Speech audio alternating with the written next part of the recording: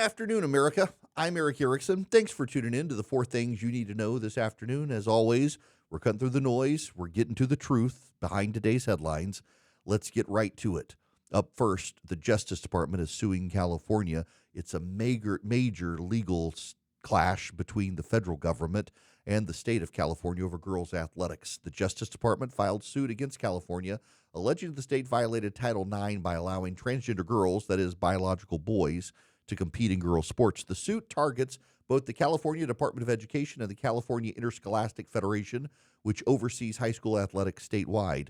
The Trump administration's position is clear. Title IX was designed to guarantee equal athletic opportunities for girls, not to allow biological boys to compete against them. The Department of Justice argues California's policies disregard clear biological distinctions between boys and girls, undermining the integrity of girls' sports and depriving young and even scholarships. The state was warned either change the policy or risk losing billions in federal education funding. California refused to comply, setting up the legal showdown. The DOJ is seeking a court order to bar transgender athletes from girls' teams and to compensate athletes from girls' teams and compensate female athletes who lost out on the current rules. Supporters of the state's policy argue that transgender athletes are a small minority and that bans marginalize vulnerable kids. For many parents and athletes, the issue is fairness and the original intent of Title IX. This is another example of the broader national debate over gender identity and women's rights in sports. The outcome could set a precedent for states across the country. Up next, more Trump tariff deadlines and trade negotiations. This is the second story. It's about tariffs, trade, the high-stakes negotiations. Treasury Secretary Scott Besant announced that unless countries finalize trade deals by August 1st, tariffs will revert to the steep rates set back in April. This is the administration's latest move to increase leverage, with Besant saying, quote, by telling our trading partners they could boomerang back to the April 2nd date, I think it's really going to move things along the next couple of days and weeks. Now, the president said he was going to set the deadline this week, and then Besant convinced him to walk it back and redo it to August 2nd. It's a big win for Besant. Only the UK, Vietnam, and China have reached agreements to avoid higher tariffs. The European Union and India are reportedly close to deals, but time's running out. Trump's threatened to send letters to dozens of countries warning of tariffs ranging from 10% to as high as 70% if they don't come to the table very quickly. Trump's approach is to use tariffs as leverage to get fairer deals, something both parties haven't done. But there is a risk if the tariffs actually go into effect, American consumers could see higher prices. There's already the threat of retaliation. The goal should be to use these tariffs as a negotiating tool, not as a permanent fixture of U.S. trade policy. The next few weeks are going to reveal whether this strategy delivers real results or just more economic uncertainty. Our third story is a bombshell today.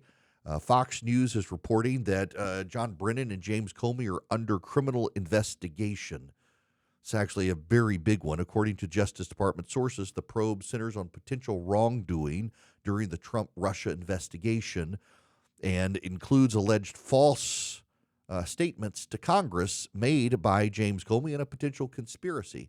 The investigation reportedly began after a criminal referral from current CIA Director John Ratcliffe, who raised concerns about Brennan's conduct. The full scope of the probe isn't public. Sources describe the FBI's view as a conspiracy, which could open the door to a range of prosecutorial options. Neither Brennan nor Comey have commented publicly. The FBI and the CIA are staying very tight-lipped. A criminal investigation does not mean charges are coming, but it's actually a pretty stunning development. For years, a lot of conservatives have argued there was a so-called deep state working to undermine the Trump presidency, and that key intelligence officials crossed ethical and legal lines in the process. The fact the DOJ is now investigating two of the most prominent figures from that era is actually a very major story. We'll see how this one continues to play out. It is about accountability. If laws were broken, there need to be consequences regardless of political affiliation. The American people deserve to know the truth about what actually happened during one of the most contentious chapters in recent political history. When there's a growing body of evidence, intelligence operatives did make up the story about Donald Trump colluding with Russia to steal the election. Our final story centers on the Middle East. There have been talks behind the scenes with Qatar. U.S. Envoy Steve Witkoff has joined the negotiations this week. The Egyptians are involved. The proposal on the table includes a phased ceasefire. the release of Israeli hostages, and the withdrawal of Israeli forces from parts of Gaza.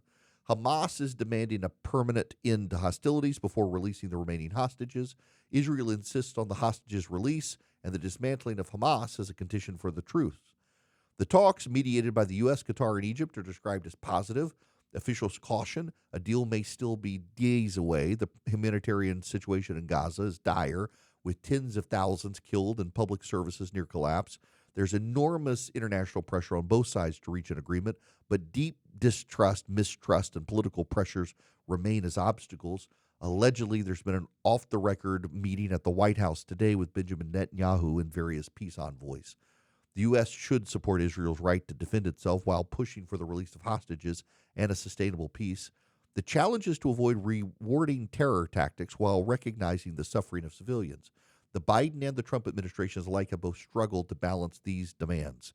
The world's watching to see if the round of talks can actually break the deadlock.